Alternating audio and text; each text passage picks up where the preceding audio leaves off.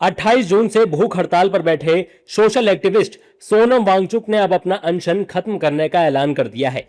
सफदरजंग अस्पताल में भर्ती वांगचुक ने सोशल मीडिया प्लेटफॉर्म एक्स पर पोस्ट कर कहा कि सरकार अगर उनकी 3 मांगों में से किसी एक को भी पूरा कर देती है तो वो अपनी भूख हड़ताल खत्म कर देंगे। चलिए सबसे पहले आपको वांगचुक।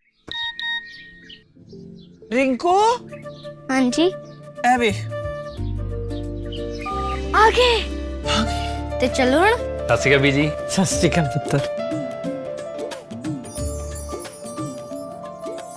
ਹੁਣ ਸਾਫ਼ ਦਿਖ ਰਿਹਾ ਬੀਜੀ। बहुत साफ दिसता। ਬੀਜੀ ਇੰਨੇ ਚਿਰ ਬਾਅਦ ਨਵਾਂ ਚਸ਼ਮਾ ਬਣਵਾ ਹੀ ਲਿਆ। किसे अपने ने पैसे भेजे ने ते हर महीने भेजणगे। ਵਾਹ ਫੋਨਾਂ ਤੇ ਟੂ ਟੂ ਹੋਊਗੀ ਤੁਹਾਡੇ 1 ਤਰੀਕ ਤੋਂ ਬਾਅਦ। ਇਹ ਤੁਹਾਡੇ ਪੈਸੇ ਨੇ, ਇਹਦੇ ਨਾਲ ਕੋਈ ਅਮੀਰ ਨਹੀਂ ਹੋ ਜਾਣਾ ਤੁਸੀਂ। ਮਾਵਾਂ ਭੈਣਾਂ ਨੂੰ ਸਤਿਕਾਰ ਦੇ ਕੇ ਮੈਨੂੰ ਖੁਸ਼ੀ ਮਿਲਦੀ ਹੈ ਇਸ ਗੱਲ ਦੀ। ਮੁੱਖ ਮੰਤਰੀ ਮਾਵਾਂ ਧੀਆਂ ਸਤਿਕਾਰ योजना ਤੁਹਾਡਾ अपना भगवंत मान की उन 3 शर्तों के बारे में बताते हैं। पहली, शिक्षा में जवाबदेही। सरकार शिक्षा व्यवस्था की नाकामियों और पेपर लीक की जिम्मेदारी ले। दूसरी शर्त, संसद में मुद्दा उठाने का भरोसा।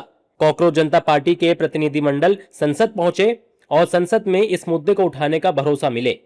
और तीसरी शर्त, अस्पताल में सांसदों का आश्वासन। स्वास्थ्य कारणों से संभव नहीं हुआ तो अलग अलग दलों के सांसद अस्पताल आकर शिक्षा सुधार का उन्हें भरोसा दें। वांगचुक का आरोप है कि अस्पताल में उन्हें अवैध रूप से रोका गया है और उनकी आवाजाही, बोलने और लोगों से मिलने जुलने पर पाबंदियां लगाई गई हैं।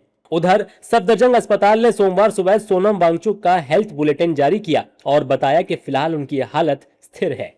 श्री सोनम वांगचुक हमारे पास पिछले 2 दिनों से हमारे अंडर हैं और हम उनकी सतत निगरानी कर रहे हैं, उनकी मॉनिटरिंग हो रही है।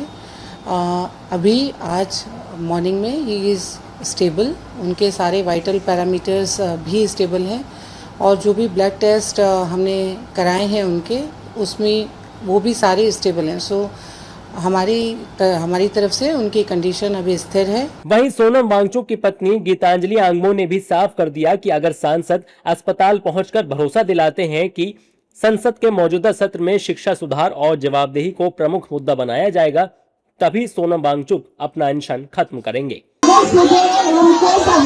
हॉस्पिटल में मिलकर ये आश्वासन दे कि जो अकाउंटेबिलिटी की हम बात कर रहे हैं, एजुकेशन अकाउंटेबिलिटी की हम बात कर रहे हैं, अगर वो इस पार्लियामेंट सेशन में उठाएं और इस पार्लियामेंट सेशन का मेन मुद्दा ये एजुकेशन अकाउंटेबिलिटी और एजुकेशन रिफॉर्म रखें तो वो कल अपना अनशन तोड़ेंगे। इधर इस मुद्दे पर सियासत भी गरमाई हुई है। कांग्रेस और समाजवादी पार्टी केंद्र सरकार पर निशाना साध रही है और केंद्रीय शिक्षा मंत्री धर्मेंद्र प्रधान के इस्तीफे पर अड़ी है। ये तो बहुत अलोकतांत्रिक बात है, ये डिक्टेटोरियल एटीट्यूड की बात है। सोनम वांगचुक साहब को बिल्कुल फ्री कर देना चाहिए। अगर वो एक कॉज के लिए लड़ रहे हैं, उस कॉज को अगर आप मान लीजिए, क्या मांग रहे हैं सोनम वांगचुक? सिर्फ एक इस्तीफा। धर्मेंद्र प्रधान का, वो एक नाकारा निकम्मे मंत्री का, वो भी सरकार अपने अड़ियल रवैये से नहीं देना चाहती। हिटलर शाही सरकार दिखा रही है। इस हिटलर शाही का जवाब सदन में भी और सड़क पर भी कांग्रेस पार्टी और इंडिया गठबंधन करारा देगी। तो सोनम वांगचुक की कौन सी मांग नाजायज है? क्या इस देश में, लोकतांत्रिक देश में जवाबदेही नहीं तय होनी चाहिए? क्या नैतिकता नाम की कोई चीज नहीं होनी चाहिए? अटल बिहारी वाजपेयी जी की तक इस्तीफे हो जाते थे, मनमोहन सिंह में इस्तीफे हो जाते थे।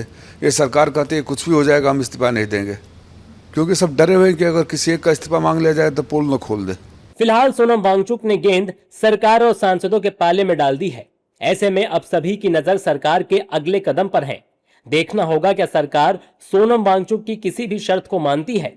क्या शिक्षा में जवाबदेही का मुद्दा संसद में जोर शोर से उठेगा? और सबसे अहम, सोनम वांगचुक आखिर कब अपना आंदोलन खत्म करेंगे?